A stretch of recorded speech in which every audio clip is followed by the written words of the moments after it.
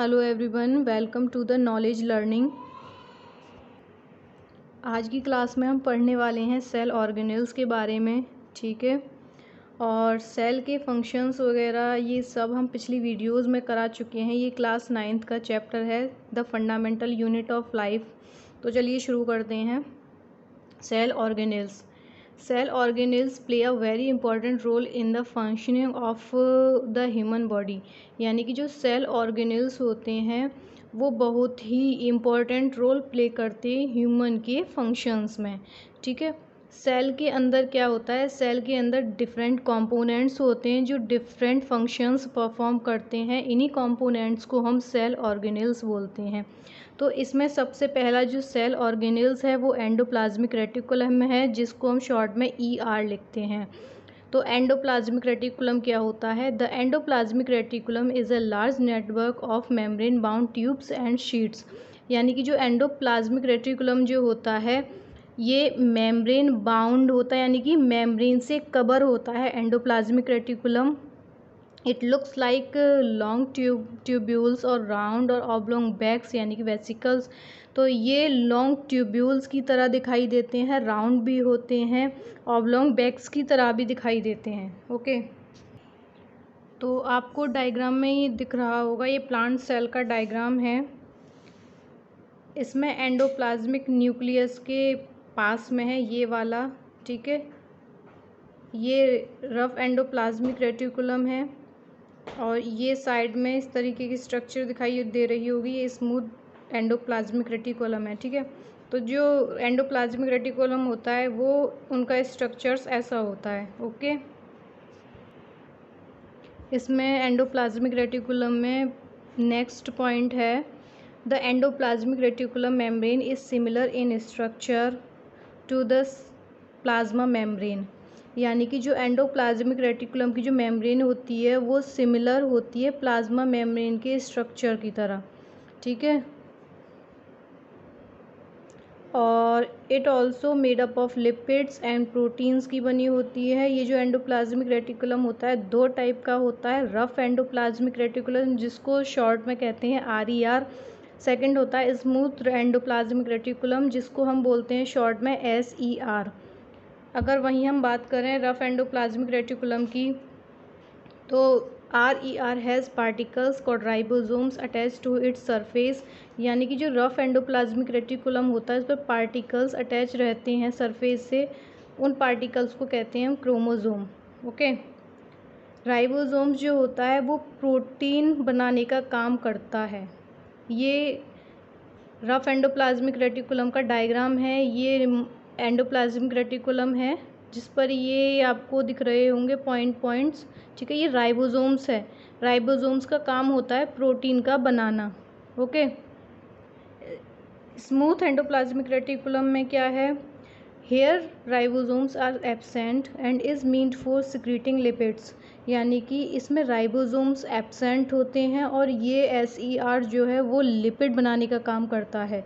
ठीक है, ये स्ट्रक्चर है SER का, इस पे राइबोसोम्स एब्सेंट हैं और ये SER क्या बनाता है, लिपिड बनाता है।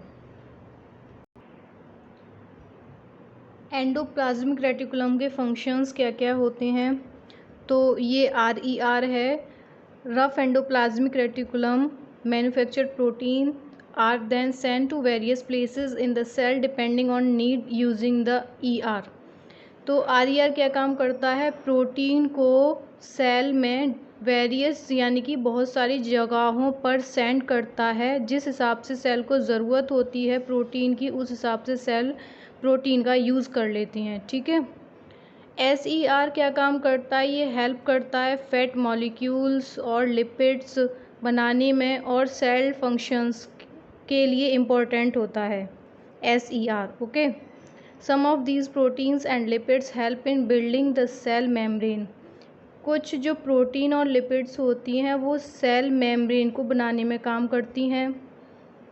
इसी प्रोसेस को मेम्ब्रेन बायोजेनेसिस कहते हैं। Some other proteins and lipids functions as enzymes and hormones. कुछ प्रोटीन और लिपिड जो होते हैं वो एंजाइम्स और हार्मोन्स की तरह काम करती हैं।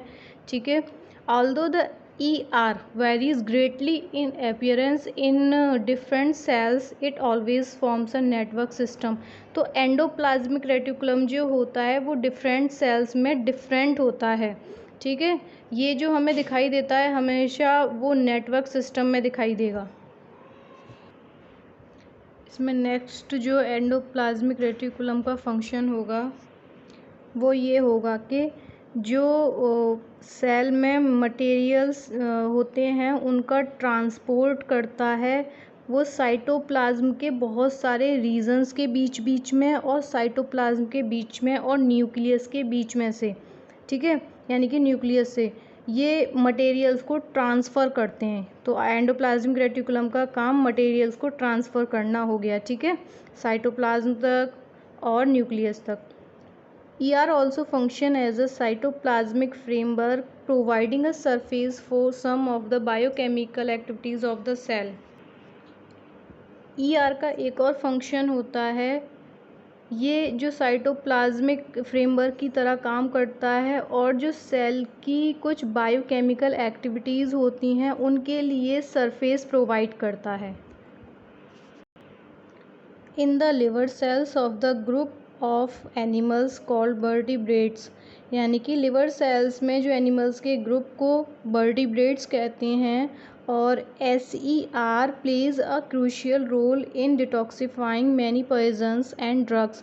जो SER होता है यानी कि स्मूथ एंडोप्लाज्मिक रेटिकुलम जो होता है वो बहुत ही इम्पोर्टेंट रोल प्ले करता है। ये करता है जो उस सेल के अंदर पॉइजनस और ड्रग्स वगैरह होते हैं उनको डिटॉक्सिफाइंग करता है, यानी कि वो बाहर करता है उनको। It gives internal support to the cell, और ये ER जो है वो सेल को इंटरनल सपोर्ट प्रोवाइड करता है। अगला जो सेल ऑर्गेनेली है वो है हमारा गोल्जी एपरेटस। इसको गोल्जी कॉम्प्लेक्स भी बोलते हैं, गोल्जी बॉडी भी कहते हैं इसको, ठीक है। तो the Golgi apparatus consists of a system of membrane bound vesicles arranged approximately parallel to each other in stacks called cisterns। यानी कि जो गोल्जी apparatus होता है वो भी मेम्ब्रेन बाउंड यानी कि मेम्ब्रेन का बना हुआ होता है, मेम्ब्रेन बाउंड स्ट्रक्चर होता है, सिस्टम होता है, और ये अरेंज होता है लगभग अप्रोक्सीमेटली पैरेलल, एक दूसरे के पैरेलल होते हैं, अरेंज होते हैं। स्टैक्स का मतलब होता है यहाँ पे ढेर में, यानी कि इकट्ठे, ठीक है। तो जहाँ पर गोल्जी एपरेटस एक दूसरे के पैरेलल अरेंज होंगे और इकट्ठे होंगे वहाँ उसको कहते हैं सिस्टर्न्स, ठीक है, ढेर में जब होंगे। गोल्जी एपरेटस के फंक्शंस क्या क्या होंगे? गोल्जी एपरेटस का जो मेन फंक्शन होता है वो सब्सटेंस का स्टोर करना, मॉडिफिकेशन करना, पैकेजिंग करना और डिस्पैच करना, ठीक है। दूसरा होता है ये इन्वॉल्व होता है सेल वॉल के सिंथेसिस में, सेल वॉल को बनाता है, और प्लाज्मा मेम्ब्रेन और लाइसोसोम्स को कौन बनाते हैं? Golgi apparatus, okay. लाइसोसोम्स अगला हमारा सेल ऑर्गेनेली है लाइसोसोम्स। तो नेक्स्ट लाइसोसोम्स ऑर्गेनेली, ये इसको हम सुसाइड बैग भी कहते हैं, और लाइसोसोम्स सेल को साफ़ करने का काम करता है, ठीक है। तो lysosomes are a kind of waste disposal system of the cell, यानी कि लाइसोसोम्स क्या होता है? सेल का वेस्ट डिस्पोजल सिस्टम का टाइप होता है, और ये it helps to keep the cell clean by digesting any foreign material as well as worn out cell organelles। तो यानी कि ये हेल्प करता है जो फॉरेन मटेरियल होता है, यानी कि सेल के अंदर बाहर से कोई भी मटेरियल आता है तो उसको डाइजेस्ट करता है, ठीक है। डाइजेस्ट करने के बाद सेल को क्लीन करता है। यहाँ तक कि कभी कभी ऐसा होता है सेल ऑर्गेनेली भी वो हो जाती है बेकार, तो उसको डाइजेस्ट करने में भी हेल्प लाइसोसोम्स ही करता है, ओके। लाइसोसोम जो होता है वो मेम्ब्रेन बाउंड स्ट्रक्चर होता है, ये इसमें थैली होती हैं जिसमें फिल होता है डाइजेस्टिव एंजाइम्स। तो एंजाइम्स की वजह से ही ये डाइजेस्टिव सिस्टम करता है, यानी कि सेल को क्लीन करने का काम करता है। लाइसोसोम्स का काम क्या होता है? Lysosomes break foreign materials entering the cell such as bacteria और food as well as old organelles into small pieces. तो लाइसोसोम्स क्या काम करता है? फॉरेन मटेरियल होता है उसका ब्रेक डाउन करता है, यानी कि कहने का मतलब है कि जब सेल के अंदर कोई भी फॉरेन मटेरियल आता है तो वो उस मटेरियल को लाइसोसोम्स तोड़ देता है, ब्रेक डाउन कर देता है उसका। वो चाहे वो जो बाहर से मटेरियल आया वो बैक्टीरिया के रूप में भी हो सकता है, ठीक है, वो फूड भी हो सकता है, यहाँ तक कि कोई सेल ऑर्गेनेली होती है जो ख़राब हो जाती है, ठीक है, तो वो उसको भी स्मॉल पीसेस में ब्रेक डाउन करती है। अब ये तो पता ही है कि स्मॉल पीसेस में ब्रेक डाउन किसके ज़रिए होता है? वो होता है एंजाइम्स के ज़रिए। Okay, they contain powerful digestive enzymes which are made in RER which is capable of break down और organic material made in RER। तो यहाँ पर हमने बता दिया कि लाइसोसोम्स में डाइजेस्टिव एंजाइम्स होते हैं जो कैपेबल होते हैं वो ऑर्गेनिक मटेरियल्स को ब्रेक डाउन करने में। ओके, यहाँ पर है सेलुलर मेटाबॉलिज्म में जब कोई डिस्टरबेंस होता है तो क्या होता है? सेल डैमेज हो जाती है, जिस वजह से लाइसोसोम्स जो है वो फट जाती है और उसके अंदर के जो एंजाइम्स होंगे वो क्या होते हैं? सेल के अंदर ही फटी तो वो सेल खुद ही डाइजेस्ट कर लेती है उन एंजाइम्स को। इसी वजह से क्या लाइसोसोम्स को हम suicide bag of a cell भी कहते हैं, यानी कि सेल का सुसाइड बैग भी कहते हैं। इसलिए कहते हैं क्योंकि इसके अंदर एंजाइम्स प्रेजेंट होते हैं और ये फट जाती है, जिस वजह से एंजाइम्स सेल के अंदर ही रहते हैं और सेल एंजाइम्स को खुद ही डाइजेस्ट कर लेती है, ठीक है, और सेल क्या हो जाती है? ख़राब हो जाती है। अगला जो सेल ऑर्गेनेली है वो है हमारा माइटोकॉन्ड्रिया। जैसा कि सब जानते होंगे माइटोकॉन्ड्रिया को powerhouse of the cell कहा जाता है। माइटोकॉन्ड्रिया का स्ट्रक्चर जो होता है वो आप देख सकते हैं, ये डबल मेम्ब्रेन स्ट्रक्चर है, ये आउटर कवरिंग है, ये इनर है, ठीक है। तो mitochondria have 2 membrane coverings. Mitochondria में 2 मेम्ब्रेन कवरिंग्स होती हैं। जो बाहरी मेम्ब्रेन जो होती है पोरस होती है, पोरस मतलब पोर्स प्रेजेंट होते हैं, और इनर मेम्ब्रेन जो होती है वो डीपली फोल्डेड होती है, ठीक है, डीपली फोल्डेड है। ये जो फोल्ड्स होते हैं वो लार्ज सरफेस एरिया क्रिएट करते हैं जब उसके केमिकल रिएक्शन होता है ATP जनरेशन के लिए, ठीक है, ATP जनरेटिंग के लिए, यानी कि ATP जनरेट होगा उसके लिए लार्ज एरिया क्रिएट करते हैं ATP के लिए। माइटोकॉन्ड्रिया के फंक्शंस क्या होते हैं? The energy required for various chemical activities needed for life is released by mitochondria in the form of ATP molecules. ATP का फुल फॉर्म यहाँ है एडिनोसिन ट्राईफॉस्फेट, ठीक है। तो एनर्जी रिक्वायर होती है बहुत सारे केमिकल एक्टिविटीज़ के लिए जिसको हमारी लाइफ के लिए बहुत ही ज़रूरी है, और ये जो एनर्जी है रिलीज़ होती है माइटोकॉन्ड्रिया के द्वारा।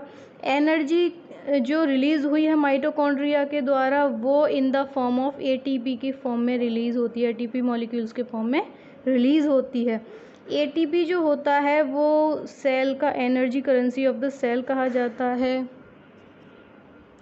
तो हमारी बॉडी उस एनर्जी को यूज़ करती है जो ATP के फॉर्म में स्टोर हुई थी, और उससे नया केमिकल कंपाउंड बनता है हमारे मैकेनिकल वर्क के लिए। ओके, माइटोकॉन्ड्रिया का खुद का DNA और राइबोसोम्स होता है। माइटोकॉन्ड्रिया जो होता है वो mitochondria are able to make some of their own proteins. Mitochondria अपना खुद का प्रोटीन बनाता है, ठीक है। ये रहा हमारा सेल ऑर्गेनेली माइटोकॉन्ड्रिया। अब नेक्स्ट आएगा प्लास्टिड। प्लास्टिड में plastids are present only in plant cell. Plastids का हमेशा याद रखिएगा, ये प्लांट सेल में ही प्रेजेंट होती है। ये प्लास्टिड जो होती है वो 3 टाइप की होती है। सबसे पहली है क्रोमोप्लास्ट। क्रोमोप्लास्ट जो होती है वो कलर्ड प्लास्टिड होती है, कलरफुल मिलेगी। और ल्यूकोप्लास्ट जो होती है वो वाइट और कलरलेस प्लास्टिड्स होती हैं। ल्यूको का मतलब ही वाइट होता है। क्लोरोप्लास्ट तो पता है सबको, contains the pigment chlorophyll. Chlorophyll pigment बनाता है, ठीक है, जिसकी वजह से लीफ का कलर ग्रीन रहता है। या पूरा प्लांट, कुछ ऐसे प्लांट्स होते हैं जो पूरे ग्रीन होते हैं, जैसे एलोवेरा है, ठीक है, ओके सॉरी धनिया, ठीक है। अगर वहीं हम प्लास्टिड के स्ट्रक्चर के बारे में बात करें तो प्लास्टिड का जो इंटरनल ऑर्गेनाइजेशन होगा वो बना होता है बहुत सारी मेम्ब्रेन लेयर्स से, जो धंसा हुआ रहता है एक मटेरियल में। उस मटेरियल को कहते हैं हम स्ट्रोमा। जैसे प्लास्टिड का डायग्राम इस तरीके से होता है, ये इस तरीके से हैं, ठीक है। तो ये एक मटेरियल है स्ट्रोमा, ठीक है। तो ये लेयर्स इसी स्ट्रोमा में धंसी हुई रहती हैं। प्लास्टिड का खुद का डीएनए और राइबोसोम्स होता है माइटोकॉन्ड्रिया की तरह, और स्ट्रक्चर में भी सेम होता है। अगर हम प्लास्टिड्स के फंक्शन की बात करते हैं तो प्लास्टिड के फंक्शंस, इसमें क्लोरोप्लास्ट जो होता है बहुत ही इम्पोर्टेंट होता है प्लांट में फोटोसिंथेसिस के लिए। Chloroplast also contains various yellow और orange pigments in addition to chlorophyll. यानी कि क्लोरोप्लास्ट की बात चल रही है यहाँ पर, तो क्लोरोप्लास्ट येलो और ऑरेंज पिगमेंट देता है क्लोरोफिल की तरह। ल्यूकोप्लास्ट जो होता है वो प्राइमरी ऑर्गेनेली होती है, उसमें मटेरियल्स स्टोर रहते हैं। वे मटेरियल्स कौन कौन से होते हैं? स्टार्च, ऑयल, प्रोटीन, ग्रेन्यूल्स, ठीक है। अब नेक्स्ट हमारा सेल ऑर्गेनेल्स है, तो वो है वैक्यूल। प्लांट सेल में वैक्यूल ये दिख रहा है आपको, ठीक है, ये पूरा वैक्यूल है, ये प्लांट सेल का है। Vacuoles are storage sacs for solid और लिक्विड कंटेंट्स। यानी कि जो वैक्यूल्स होता है उसमें सॉलिड और लिक्विड कंटेंट भरा हुआ रहता है थैलियों में। They are small sized in animal cells. यानी कि एनिमल सेल्स में ये छोटा होता है वैक्यूल, लेकिन प्लांट सेल्स में बहुत बड़ा वैक्यूल होता है। अभी प्लांट सेल में हमने दिखाया था, ठीक है, बड़ा था। वैक्यूल्स के फंक्शंस में the central vacuole of some plant cells में occupy 50 to 90% of the cell volume. यानी कि कुछ प्लांट सेल्स की जो सेंट्रल वैक्यूल होती है वो 50 से 90% तक जगह घेरती है। और कुछ in plant cells vacuoles are full of cells and provide turgidity and the rigidity to the cell. कुछ प्लांट सेल्स में जो वैक्यूल होता है वो सेल शेप से भरा हुआ रहता है, जो प्रोवाइड करता है टर्जिडिटी और रिजिडिटी सेल को, ठीक है, कठोरता देता है मतलब। Many important substances in the life of the plant cells are stored in vacuoles, which include amino acids, sugars, various organic acids and some proteins. बहुत सारे इम्पॉर्टेंट सब्सटेंस होते हैं प्लांट सेल की लाइफ में, तो वैक्यूल में store होते हैं कुछ सब्सटेंस, जैसे अमीनो एसिड है, शुगर है, वेरियस ऑर्गेनिक एसिड्स हैं, कुछ प्रोटीन्स होते हैं। तो ये सब्सटेंस होते हैं, इंपॉर्टेंट सब्सटेंस होते हैं जो वैक्यूल में स्टोर रहते हैं, ठीक है। तो गाइस आज ये बायो का क्लास 9th का चैप्टर 6 पूरा हो चुका है। Okay, thank you.